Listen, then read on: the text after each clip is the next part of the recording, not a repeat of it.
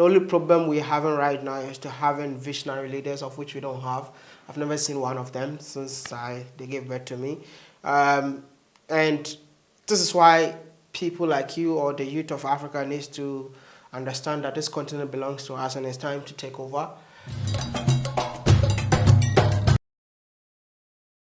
Do you know why many Africans in the diaspora feel comfortable and don't want to leave their comfort zone and come? Do you know why? No, unless you tell me. So, because I'm part of the diaspora, Yeah. I live there, Yeah. and I'm comfortable there. I have my own house, you know, and I have my kids there. So, the truth is this: Africa don't appreciate what they have. The amount of wealth and knowledge that you recognize that Africans abroad has.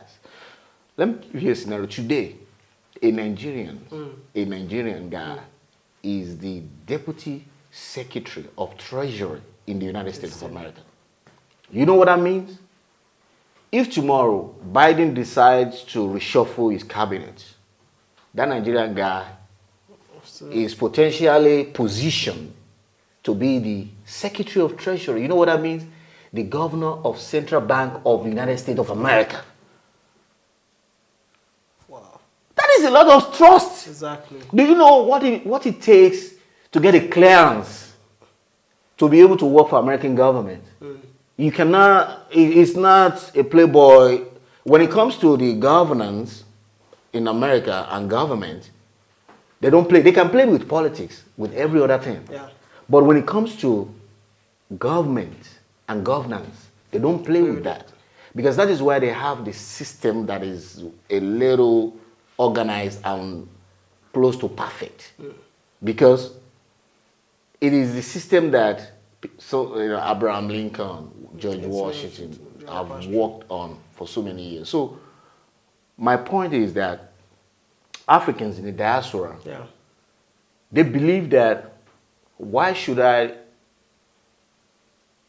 get myself uncomfortable just because I want to go to Africa, and at the end of the day, they will not even appreciate me. Yeah. And I would say that if you think about appreciation, you will never do anything in Africa. Because the amount of people that have visited, lived, or invest in Africa just by watching my videos is a lot. But nobody has ever called you and say, oh, I mean, even the government or maybe the president or whoever to call you to tell you that, oh, these people are coming to the country because of you, and we say thank you. They don't care. But like I always tell people, like, don't work in Africa seeking for validation from people. You see, in Africa, there's something that I've learned. It's more like each one for himself. Right.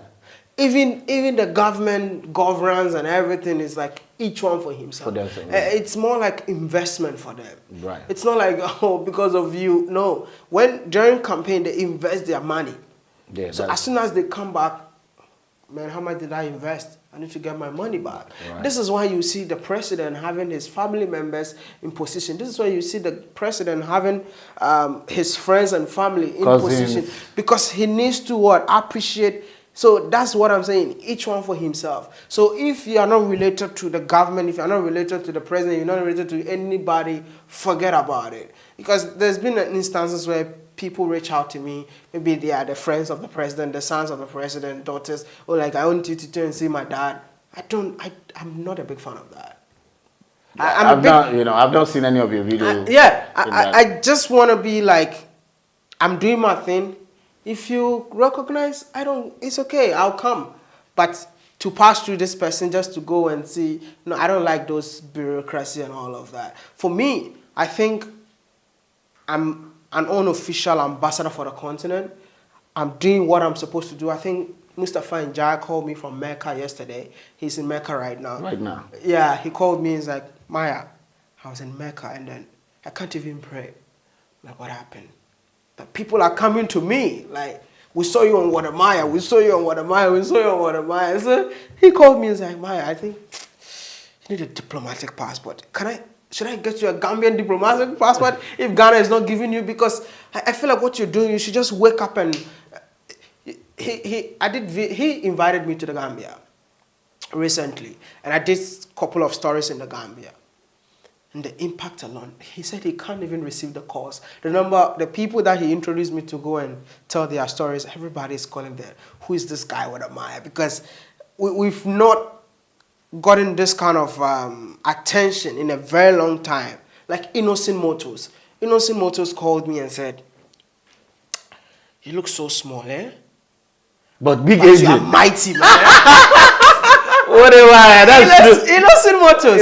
Yeah. It's like I've spent so much the money. video you did, the video you did for Innocent Motors, you know, was very, very interesting. I'm telling you. Because you can see that man that is not a public man. And to be honest with you, I'm an engineer. Yeah. I heard about Innocent Vehicle, but I don't know that man. Yeah.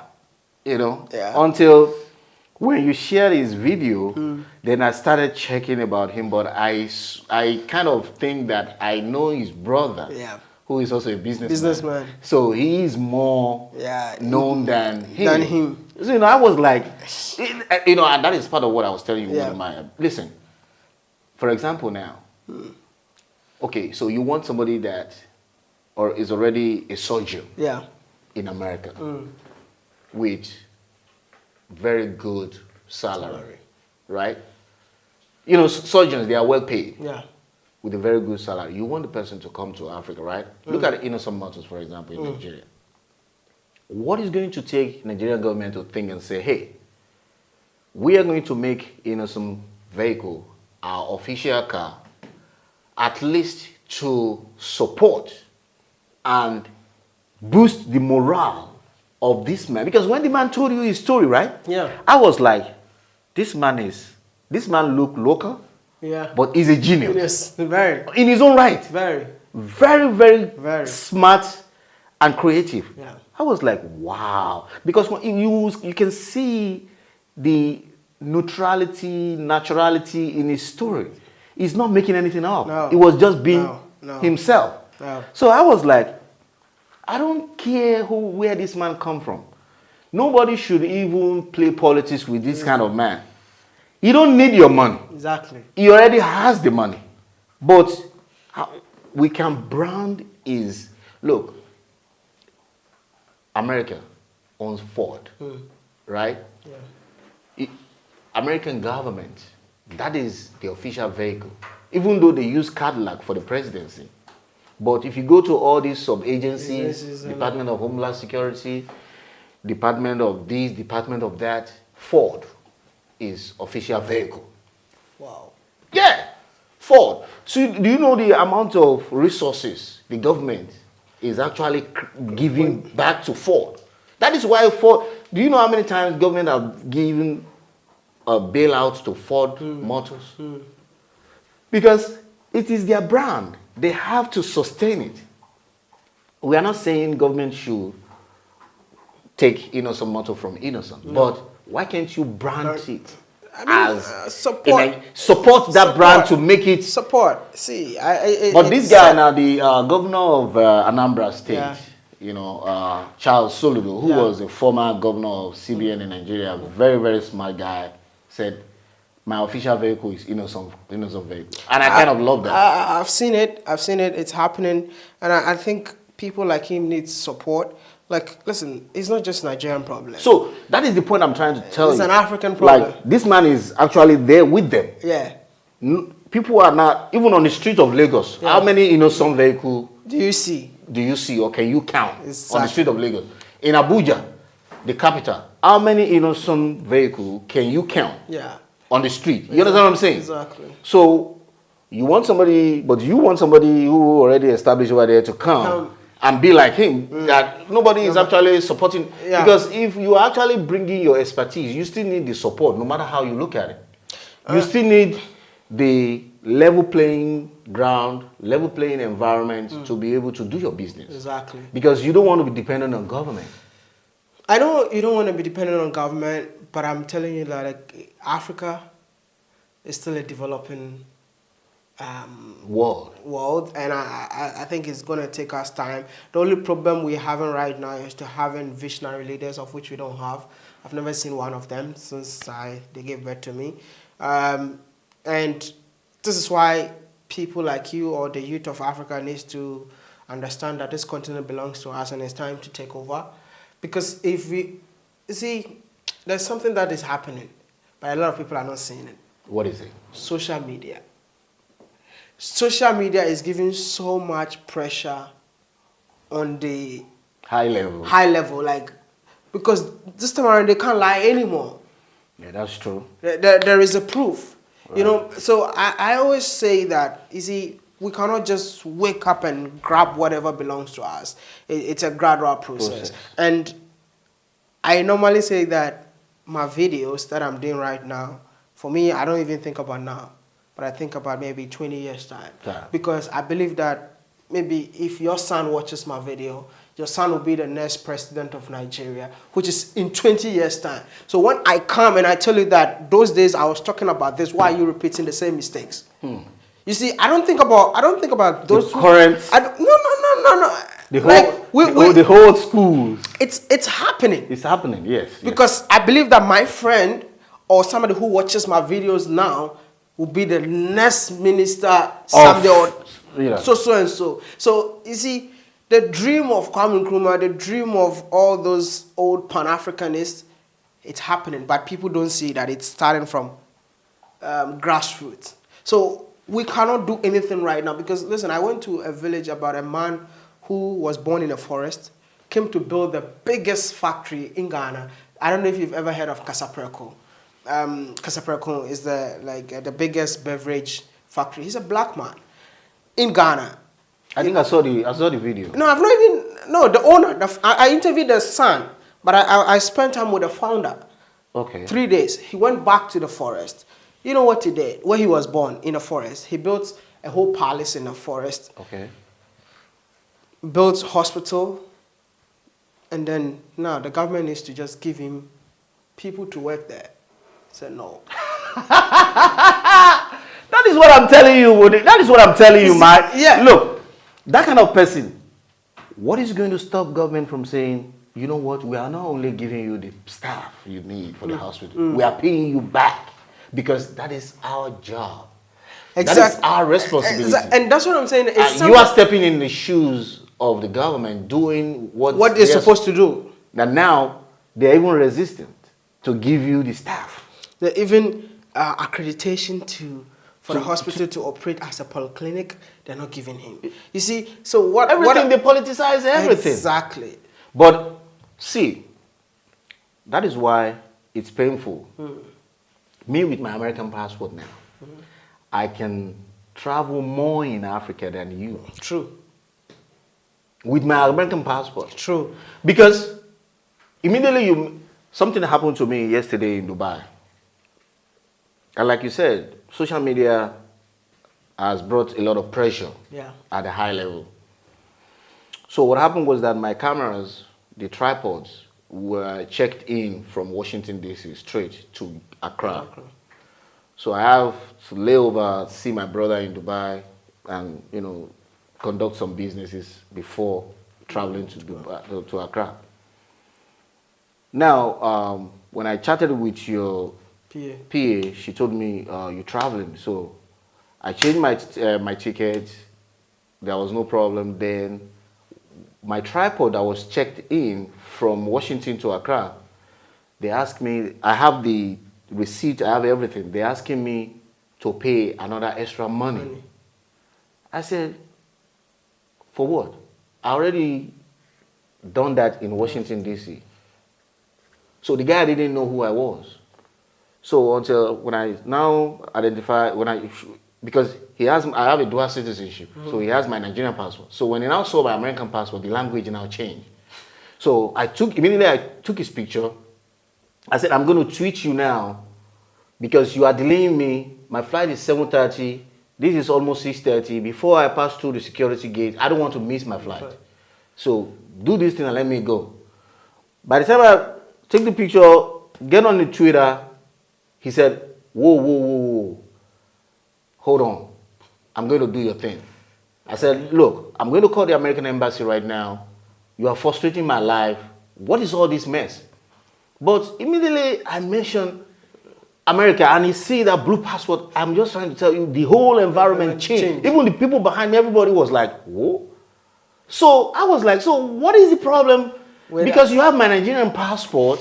Yeah. You are trying to give me a hurdle. You are trying to tell me, exactly. Oh, this tripod cannot go, or this, like people treat you, even in Africa, people treat you based on your passport. Me, like my green passport has gotten me into trouble. So many countries. I see that, yeah. You've seen those things. So I think until Africans see the value in the continent, that is when we'll be respected worldwide. Because listen, the people that are supposed to be ambassadors of the continent, when they travel, they wear suits. And they sit in their office, in their comfort zone. They wear, like... Even they don't even want you to see them. I don't understand. See, like, sometimes I wish I can speak to African leaders, to let them know that you are ambassadors. You are supposed to serve us, not we even serving you. But when it comes to Africa, it's the other way around. But what I'm telling you that look, WODE MAYA, like you said, when these ambassadors come to Africa, like American ambassador in Africa, France ambassador in Ghana, for example, or in Nigeria, these ambassadors, they go to local villages. Just to they create programs. To understand the thinking of the people. And they're saying, oh, we are working in partnership. And they show that partnership. Exactly. But in the reverse, when our own ambassador is in America, they are not doing any outreach locally. Even to their own constituency, the Africans, the Nigerians. I'm a journalist. I'm based in Washington, D.C. The Nigerian ambassador that just got transferred, I sent her an email. Welcome, Madam Ambassador. I introduced myself. I said, it would be nice to, pay a courtesy visit and meet with you. I'm telling you, man, if you see the resistance, this woman is pulling. But, funny enough, I met her at events that is not even important. I was like, look at this woman. I sent you an email trying to promote the country for you free. You are pulling resistance. They don't see that. But you attend this event to come and eat. There's food. There's food. They need to There's drink too. Yeah, it's sad. Like, for real. So sad. I don't really like talking about African problems. What I always talk about is the solution and the way forward. Right. Because for me, I think we should start thinking about the youth of Africa. Africans in the diaspora to come home. Africa also, need to be ready to welcome, welcome them back home, and also open the doors, for them. I know, they have to come, drop the thinking of where they lived and, redefine their coming. And be willing to, obey the rules, support the communities. I know that and I understand that, but at the same time, we have to have enabling environment, that will give them that opportunities to thrive. So many people don't mind doing their own business or doing their own thing, but they just want to have that opportunity. To try, But I always want to tell them that Africa got its own challenges. Trust me, wherever there are challenges, there are opportunities. So come. You see, we cannot do it alone. We have to do it with you. Because, listen, when you're coming from the diaspora, stuff that those of us that have never left this place don't know. So come and let's work together. But when you come, be open-minded. And being open-minded, those of us here will put what you know there let's combine together and make it happen. I've seen so many of the diasporans that return back become so successful. Listen, I've seen some that return back and came back. No, I wanted to say that. I wanted to say that. So just so that is what a lot of people don't want to do. But listen, I'm just telling you. The money that you saved in your account, right, and you really want to come in here. I've interviewed so many of the people that I think they are the right people to hang out with, or they are the right people for you to meet. Okay. Listen, it's so easy to become successful in Africa when you have the right people around you. That is true. I'll tell you something.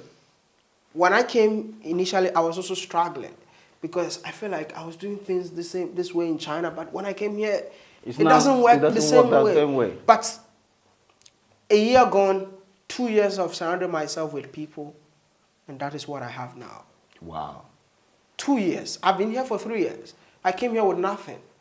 Yeah, maybe some of you even have so much money, but me, I whatever I say, some of you people have so much money. I know some of you have saved so much money, but for me, and see, that's what I'm telling you. Like, you came right back when you graduated from the exactly. I didn't have anything. Right. But when I came here, the first year was just more of struggling, getting to see how things are done in here, and then the second year, I met the right people, and the right people showed me the way. They showed me how to invest. They showed me what to put your money on, what not to put your money on, what to buy, what not to buy. Like, I would have bought like so many cars when you come here, but I don't even have a car. Wow. You see, it's just like having the right people around you. So how do you are so busy, how do you move around? So how do I move around? So anytime I need something, a car will gonna appear. Okay. Do you understand? If I want to go anywhere, a car will appear. And it's just, I don't know how to tell you this. They're just challenging me to be a tough guy. But sometimes I'm like, I have the money in the account. I can just go and buy the car. And they'll tell me no. It's tough. Like the life I'm living is so tough. But I'm seeing the effect. You know, how I've been, like as I sit here, as young as I am, I can walk around and say, this belongs to me, that belongs to me, that belongs, just because of the people I surrounded myself with. But if I wanted to live like a young guy, but now you see maybe Mercedes-Benz parked in front of my house or this and that. But they told me that, you know, you can live that life later on, but for now, this is what you need to do. You know, so I always want to encourage the diaspora, and I know it's tough in Africa. I know it's very difficult in Africa. We're not perfect, but give Africa a chance. Exactly. Surround yourself with the right people. All the opportunities are here. Wow. Don't let anybody lie to you. See, I have Chinese friends that they were so poor, so broke. In China? In China. But they are billionaires in Ghana. I can hold your hand and take you there. I believe you, yeah, I believe you. You see, these are the people that were coming thinking that where are we going? You see, so I'm just telling Africans that if you don't come back now, it's going to be too late. If you don't come back and join the struggle, it's going to be so late because, see, there's nothing like comfort in Africa. Everyone is suffering. The politicians are taking advantage of everyone. You know, but even the politicians are saying this is not easy. Exactly. You know, but what I'm just trying to put in people's mind as I sit here is that you can make it here. If you surround yourself with the right people, with the right mentality. I've seen somebody who was born in the forest and made it big with a hustle lifestyle. Wow. A hustle lifestyle. He even never left the continent. He never left. Wow. Even when he left the continent, he went, okay, I'm going to ask you. You're based in America. You're American now.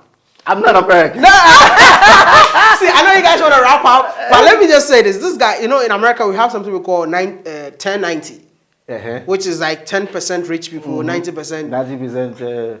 Exactly. So Africa too, we have what we call 10-90. The 10-90, 90 people struggling, the 10% people making it big. But this man, being born in the forest, when he started his business here, when he found himself in America, he said, I want to be part of the 10.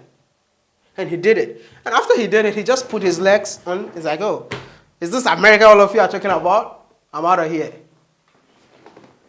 He left everything and then brought whatever he invested in there, took the money back. It's like, it seems you people are not smart. He was able to join the 10 people within 4 years in America. He just went to America because he wanted to take his kids back to school. But he said he cannot take his kids to school whilst he is not there. Because his company, he wanted to transfer the company to the kids. So he went to America. He's like, oh, 90. I don't want to be part of the 90. I want to be part of the 10. He was living in a luxurious place that he's the only black guy there. After that, he sold everything, came back. Nobody knows this guy I'm talking about. If I stand here and then tell you that this is the owner of this project, you won't believe it. But he's the owner. Wow. So I'm just telling you, people that it's not easy here. Come, let's put out. I mean, who do you want to build Africa for you? No one will build it for you. America was built by Americans, right? And you are going to enjoy it. Why don't you come help? Let's build Africa together. Africa belongs to Africans, and it's only Africans that will have the African solution. The way you help build Africa, that is not the same way a white man or a Chinese man will build Africa. Yeah, they always do. So I know you are representing the diaspora today, but I want to tell you that if you really want to make it big with your even American passport or the UK passport or Australian passport, I wish I have time. I'll hold your hand and go and take you around to meet the right people and build an empire in Africa. Wow. You see, we like doing things by ourselves. Yeah, that's the problem. That's the problem. But if we say that, how much money do you have? Let me add my own money to it. Imagine, let's talk about the diaspora. Please, I'm sorry, I'm talking too much today. But imagine we have all the diasporans, 100 Nigerians, saying that we want to donate $100. 100 times 100. You're gone. Yeah, that's a lot. Let's build an estate in Nigeria. Your profit return is not $100. Right. But how many Nigerians will think about it and say that let's put 100, let's go and build an estate? Nobody. So we need to start now doing things together. See, no one will develop Africa for you. You are very correct. The Polish, they have a very one of the best, one of the most organized communities in America. In fact, they have what we call Polish Credit Union. If you are a Polish, you come to America, you don't have to go and borrow money from circular banks, conventional banks. You go to the Polish Credit Union, get a loan with no interest. So when you are not paying any interest on a loan, imagine you get a loan of $50,000. And all you have to do is pay that $50,000 back. After you're done. After you're done with using the money, like you just said. So, and that is what they do. They circulate that money among themselves. The Polish. And also the Indians, the Pakistanis in America. That is why you see they own grocery stores. They don't, the Pakistanis, they don't go and start looking for a job. They come from Pakistan. They join the community. It's $250,000. They will give you investment seed money. So they will give you that money. Some of them owns petrol station, gas station in America, across America. Some of them owns stores, so. See what I'm saying? Yes, that you are very correct. They do all that a lot. But, Nigerians, you will struggle. You will go and work for a company, save your money before you go and build your own. The $100, let's say in America, is for fuel, pizza. Right. Just put you can buy pizza for your neighbor. Put yourselves together. This is what I'm telling Africans. Enough of doing things by yourself. Oh, I want to save so much money and then come back to Africa. Let's save together and give it to you. When you're playing football, 11 players. Right. You play one striker, one top. The person has to score the goals. Right. So let's defend from afar. Give you the money, score the goals, and we all win as a team. All win as a team. That is the thing that is missing. I wish I can tell you more. I mean, off camera, there's a man who made it here in Africa.